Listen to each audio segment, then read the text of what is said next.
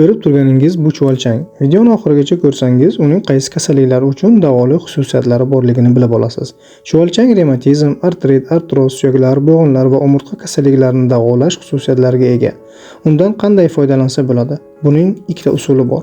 Birinchi usuli: bir hovuch chuvalchangni yerdan qazib oling va uni sovuq suvga bir kun solib qo'ying.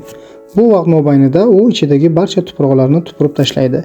Keyin uni yaxshilab yuvib, 1 litrlik bankaga yarim qilib solib qo'yasiz. Ustidan 70% lik spirt solasiz va og'zini qog'oz bilan yopib, issiq xonada 2 hafta bekitib qo'yasiz. 2 haftadan keyin olib yaxshilab aralashtirasiz va har kuni bo'g'imlarga va og'riq bor joylarga surtib yurasiz. Ikkinchi usul hammaga ham yoqmasligi mumkin, lekin bu usulning natijasi va foydasi tezroq seziladi. Yuqorida aytib o'tilgandek, chuvalchangni sovuq suvga 1 kun solib qo'yasiz va uni yaxshilab yuvib, blenderda maydalab, kefir bilan aralashtirib iste'mol qiling. Kamida 2 oy. Chuvalchanglarda hech qanaqa ta'm va hid bo'lmaydi. Shuning uchun ko'zingizni yumib bemalol iste'mol qilishingiz mumkin.